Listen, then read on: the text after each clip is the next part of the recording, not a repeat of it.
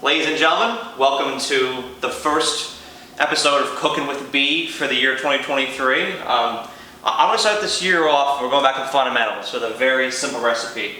One of the first recipes that I've ever done during my time here in Alabama. It was very simple, easy to grasp, so I said, you know, why not do this thing? This will help me build my confidence to some more complex recipes. And it's in alignment with the season too, because we're starting to transition into season of playoff football. College football season sadly coming to an end. I'm going to miss it very deeply. But we got college basketball too. Just a lot of exciting sporting events going on, and this is a meal that's going to complement that. It's nachos. Nachos. Very simple, very easy to comprehend. It's all it takes here, people. All this thing takes is some ground beef, taco mix, taco sauce, and Cantina chips. It's like a 20-25 minute recipe, and it's really fun too. It's like an introduction to the fundamentals of cooking. And I'm really grateful that I was able to start with this back in, what was that, August, September of 2021. I think I made the first night I watched football with my new friends at the time down the hall, Trey Mosley and Austin Gass. We were watching a preseason game. I brought this down, so it brings me back to those memories, and I'm glad to be back with you guys this year. I'm looking forward to a lot of great recipes, continuing to build relationships with you guys through food. It's going to be a fun year, so without further ado, let's do it. Well, like a jackass, I forgot to mention that you put the taco cheese on the nachos here. I outlined the ingredients, but this is one very important component. It's optional, but it's important. I thought I'd let you guys know. Thank you. Alright, so I want to mention this before I delve into the recipe. Everything I get here is from Publix, the best supermarket in America. It's indisputable. Everything I get is supplied from them. So I just want to express my gratitude for being consistent, not only in their products, but in their service as well. All the people I know there, Lamar, Josh, Crystal, great people. Publix right down the street here in Tuscaloosa on the Strip. Visit if you're ever in town. I have some Publix lean ground beef. I opened up to make it easier on myself. 100% beef, 93% lean, 7% fat. There's sirloin, there's 85-15. You can still use those. There's like a 90-10 too. But this is one that I gravitate to, lean ground beef, 93.7 lean fat. For $8.93, $5.99 a pound. Meat is kind of high right now. I'll be honest, it is. But for that good quality Publix meat, it's always worth it. Got my pan here. I got a new pan. I destroyed Zach's pan last semester. I felt very bad. Making sausage. It was tragic. It was really a travesty. The room was eloped in smoke. I'm gonna set this front burner here on like medium heat, maybe between 5, 6, 7. What the hell that noise? It sounded like a damn UFO was about to land. Sure, it was freaky. All right. It's not like a ping pong game. Yeah. I mean, there's a lot. There's always a lot going on here in T-Town. Plop that meat right on there. And then what you do is, I got my little fancy dancy wooden paddle here. And you cut the meat apart so that it's broken apart. That way it's easier to cook. You want to get it nice and just brown. And once this meat is all brown, it'll take about between like 5 and 7 minutes to get there. You just continue to stir this around, make sure the bottoms don't burn, the bottoms of the meat don't burn. Just continue to stir it around as it cooks, and then once you reach complete brownness of the meat, then you transition in your next step. All right, so the one thing I wanted to touch on here is the granularity of the meat. You can get it nice and chunky. You can also get it down. It's like a thin grain like meat, and that's really up to preference. I like mine to be like moderate when it comes to the chunkiness, but you've got a pound of meat here. You can do whatever you want with it. That's really just up to personal preference. But as long as it's browned and ready to go, you're good. Alright, so you take a look at this meat here. I'd say it's brown enough to take that next step and season that sauce. So I got me some Taco Bell original taco seasoning mix at Publix. I almost drew, I gave them all this praise and I almost forgot what their name was. So what I do initially is when this meat gets brown in the skillet, it tells you to drain it, but this is one of my tips. I don't drain it because I like that meat to be nice and oily and greasy and just good when it dumps on my nachos. So first thing you do is you add this 3/4 cups of water. Put that right on. And you turn this knob down to medium-low, so between 3 and 5 somewhere, and you drop this seasoning on in there. You want to evenly distribute it so you don't have clumps. Make it easy on yourself to mix it.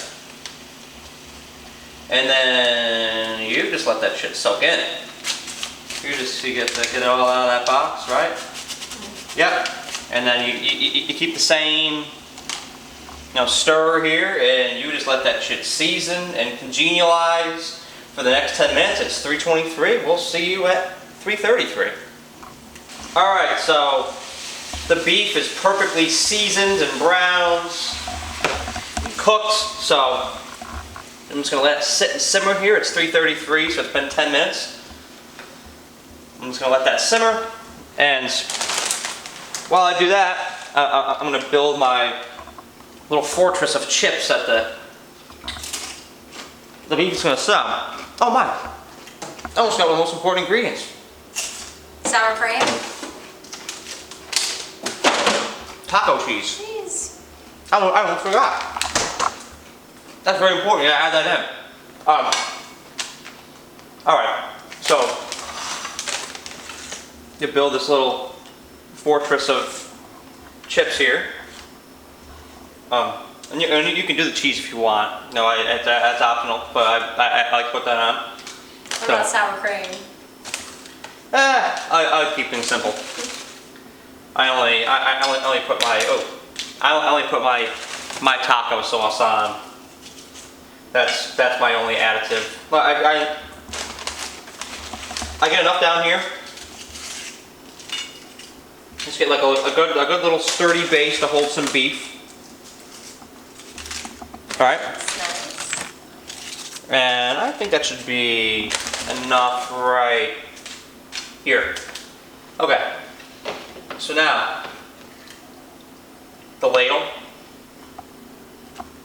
Dump some of the beef on. I do the best that I can to even and spread it out.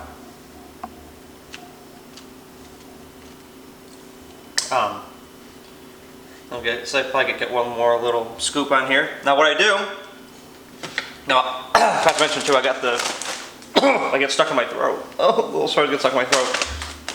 I get the Tostitos Cantina chips, the traditional yellow corn, because they're flavorful, they're salty, but they're sturdy too. The thin ones, don't get the thin Cantinas because they'll break. But these ones are nice and sturdy. Delicious. So, I put one more layer on top. There's layers to this thing.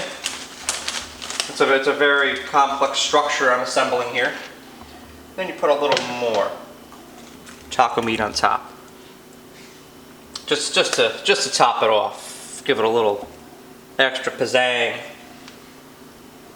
Probably more, a little half scoop.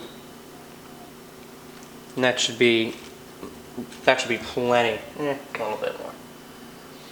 It's all about getting enough meat on there. Okay, so now I got that pile. Very well constructed. Might be one of my best yet.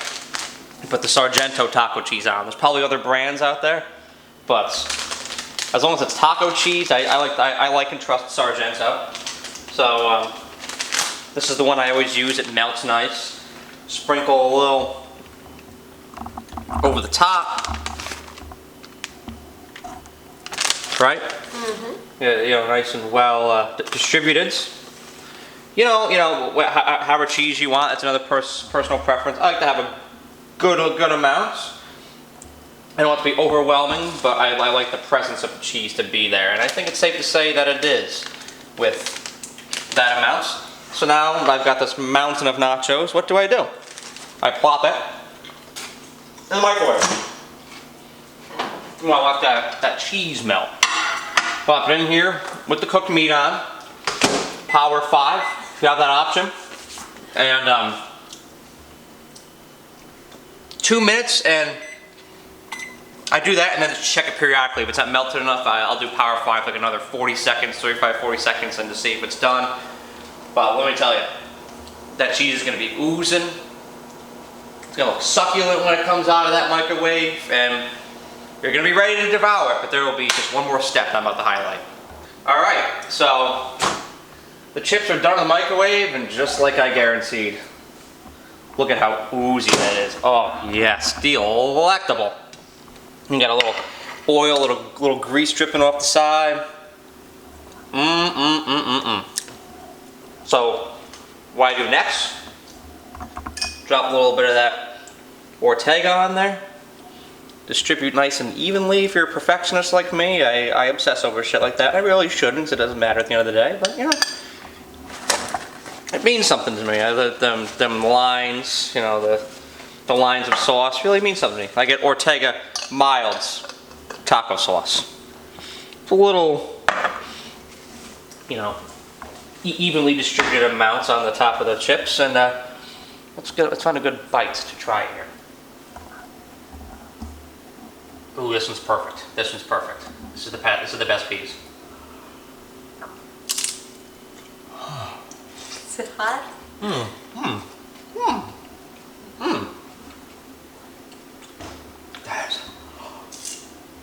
That is delicious.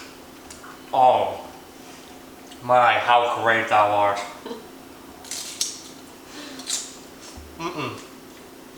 That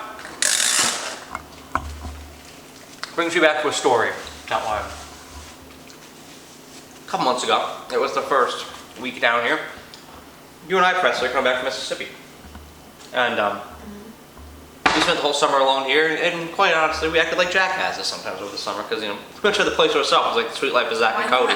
Why? What's that? Why not? Why not? It was just us. Well, eventually it wasn't just us. You know, the students started coming back. Well, I was singing in the hallway like an old lady, you know, singing in church, singing in the choir, and I'm walking up with my suitcase, you know, coming into my room, and I'm like, how great thou art, how great thou art. And these two girls were behind me the whole time. I didn't even see they were there. Where's your cane? And then I felt this following, you know, my cane, my robe. How great thou art. She was fully expecting to see an old lady down the hall. Yeah, you turn around and then there's my, you know, 22-year-old ass walking into the room. I turn around to those two girls and I'm like, time to go. I walk in the room like, I just made a jackass out of myself. I call it for what it was. What's new? What is new? Nothing else is new. I am a jackass. I own it. Now I do jackass things. One more step here. The rest of that beef, I put in a glad bag. Man, there's a shit ton of these things this semester. That's resourceful. Oh my. Because you can have leftovers to these nachos. And that's something, come on baby. And that's something that I may even make a little short on this, like a little side dish you can make from these leftovers. Because it's good ground beef. You know, I put this in my little Ziploc container here. My trusty Ziploc container. And I have leftover nachos, and I even have these taco bites, and I'm gonna make a little short to double down. You know, to double down and, you know, promote this video as well. Give you guys another idea of just how to use this. You can make tacos with it if you want burritos, whatever floats your boat.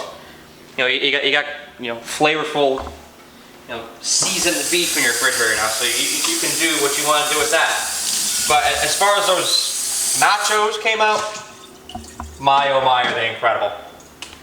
Thank you guys for tuning in. It was a wonderful adventure today. Oh, I gotta put this away.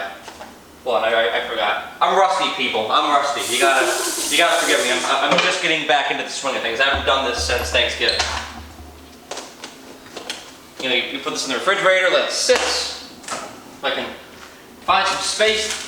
There we go with my new goodies from my Walmart haul this morning. But sincerely, thank you guys for watching this video.